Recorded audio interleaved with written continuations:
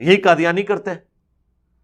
پورا قرآن اس مقدمے پہ کھڑا ہے کہ جب بھی کوئی پیغمبر آیا اپنے سے بعد آنے والے پیغمبر کے بارے میں اس نے خبر دی ہے اور کہا ہے کہ مجھ پہ بھی ایمان لانا ہے. جس طرح حضرت عیسیٰ علیہ السلام کے بارے میں تمہیں بشارت دیتا ہوں ایک پیغمبر کی. قرآن پورے میں یہ آ رہا ہے ایمان لاؤ اس پر اور جو اس سے پہلے نازل ہوا. پورے قرآن میں کہیں نہیں آیا کہ جو اس کے بعد نازل ہوگا. وہ پکڑ کے کہتے ہیں سورہ حج میں آیت ہے کہ اللہ تعالیٰ فرشتوں میں سے اور انسانوں میں سے جسے چاہتا ہے رسول چن لیتا ہے, اور کہتے ہیں مضارع کا صیغہ ہے چن لیتا ہے یا چن لے گا. تو وہ کہتے ہیں قادیانی دجال کو چن لیا. بھائی یہ ٹھیک ہے کہ مضارع کا صیغہ مستقبل کو بھی کفایت کرتا ہے اور حال کو بھی, لیکن یہ نہیں ہوتا کہ ضروری ہے کہ مستقبل بھی اس میں شامل ہو. صرف حال کے لیے بھی آ سکتا ہے, صرف مستقبل کے لیے بھی. وہ اس کو پکڑ کے پورے قرآن کی ڈاکٹرن کو بدلنے کی کوشش کرتے ہیں. اب ختم نبوت تم مردوں میں سے کسی کے باپ نہیں, یعنی مراد آپ کا کوئی بیٹا مرد نہیں ہوگا. ما کان محمد ابا احد من رجالکم ولکن رسول اللہ وخاتم النبیین. جس طرح یہ چیز طے ہے نا کہ آپ کسی مرد کے باپ نہیں ہیں, اسی طریقے سے یہ بات بھی طے ہے بلکہ آپ اللہ کے رسول ہیں اور سلسلہ نبوت کی مہر ہے. مراد کیا ہے؟ اللہ تعالیٰ یہ کہنا چاہ رہا تھا کہ حضور کے بعد بھی بہت پیغمبر آئیں گے اور حضور مہریں لگایا کریں گے. کہا جا رہا ہے کسی مرد کے باپ نہیں, یعنی مراد یہ کہ آپ کا کوئی بچہ مرد بنے گا ہی نہیں. جب مرد نہیں بنے گا تو حضور کا اپنا بیٹا بھی کوئی پیغمبر نہیں ہوگا, اور مرد نہ بننے کی وجہ یہ ہے کہ حضور کے بعد نبوت نہیں چلنی. ابراہیم کا بیٹا پیغمبر تھا تو محمد رسول اللہ کے بیٹا بھی پیغمبر ہوتے, لیکن آپ مردوں میں سے کسی کے باپ ہے ہی نہیں ہے. زید ابن حارثہ کو تم کہتے ہو وہ بھی منہ بولے بیٹے ہیں. ولیکن رسول اللہ, بلکہ وہ تو اللہ کے رسول ہیں, اور وخاتم النبیین, وہ تو نبوت کی مہر ہے, سیل آف دا پروفیٹ ہے. اینڈ ہو گیا سب کچھ, ڈاکومنٹ کے اینڈ پہ مہر لگتی ہے, وہ سیل بھی. اور دوسرا جب کسی لفافے کو بھیجا جاتا تھا تو سیل کیا جاتا تھا, جس کی طرف جاتا تھا وہ کھولتا تھا, اس درمیان کوئی چیز ایڈ نہیں ہو سکتی.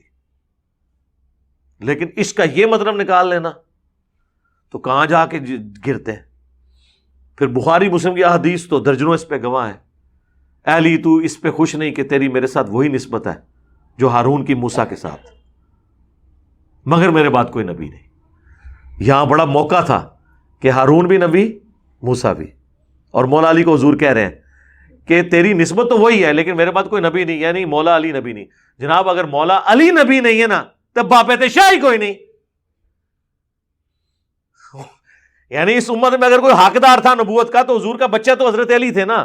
آپ کی سلبی اولاد تو اس طرح نہیں چلی, سیدہ فاطمہ سے چلی. تو علی کو جب کہہ دیا نا کہ تو بھی نہیں تو باقی تو سارے ویسے ہی فارغ ہو گئے.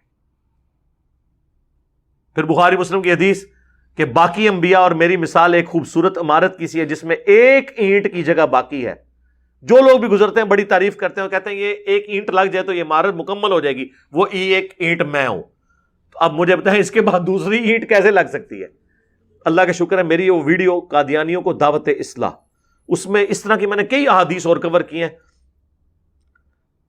کئی قادیانیوں کے اسلام قبول کرنے کا سبب بنی ہے وہ ویڈیو الحمدللہ. صحیح بخاری میں نے حدیث بیان کی تھی,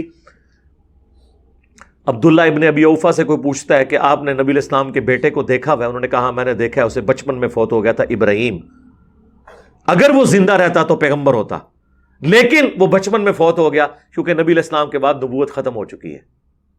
دیکھیں, یعنی نبی علیہ السلام کے بچوں کا بچپن میں فوت ہونا اس لیے ہے کہ آپ کے اوپر نبوت ختم ہو چکی. تو لہٰذا ہم نے یہ جو شرح کی ہے نا کہ کوئی مرد کے باپ نہیں ہے, یہ بالکل اس حدیث کے مطابق ہے. ابن ابی اوفا جو کہہ رہے ہیں 86 ہجری میں فوت ہوئے ہیں, حضور کے بعد یہ 75 سال تک زندہ رہے, سینئر صحابہ میں سے. آخر میں جو چند گنتی کے لوگ فوت ہوئے ہیں نا جنہوں نے لمبی عمریں پائی ہیں, ان میں سے ابن ابی اوفا ہیں. اور وہ تو یہ کر رہے ہیں, اور یہ آدھی حدیث میں وہ جی حضور نے فرمایا کہ اگر ابراہیم زندہ رہتا تو پیغمبر ہوتا. تو یار اس کا مطلب یہ نکال دیا تم نے کہ پیغمبری جاری ہے, یہ مطلب نہیں نکالا کہ اس لیے وہ نہیں رہا کہ پیغمبری ختم ہے. اور یہ عبداللہ ابن ابی اوفا نے خود صحیح بخاری میں بیان کیا, پوری روایت بیان کرو. یہ اسی طریقے سے ہے, اگر مجھے امت کا خیال نہ ہو تو میں مسواک فرض کر دوں. اس سے اگر کوئی یہ رزلٹ نکال لے کہ دانت صاف کرنے کی کوئی ضرورت نہیں ہے, بالکل نہیں کرنے چاہیے, اس کی وجہ یہ نکالا جائے گا کہ اللہ کے نبی علیہ السلام دانتوں کی صفائی پہ اتنا زور دیتے تھے کہ آپ نے فرمایا اگر مجھے امت کا خیال نہ ہو تو میں فرض کر دوں ہر نماز کے ساتھ مسواک کرو. تو ایٹ لیسٹ اگر ہر نماز کے ساتھ نہیں کر سکتے دن رات میں ایک دفعہ تو ضرور کرو, دانتوں کو صاف رکھو. یہ مطلب نکالنا چاہیے, دوسرے والا مطلب.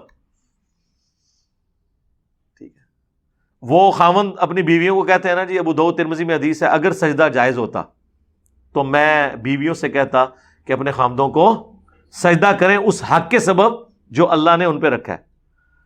تو اس میں جو کچھ تیز ترار بیویاں نے وہ خامدوں کو کہتی ہیں دیکھو پھر حکم تے کو نہیں نہ ہویا سجدے تھا.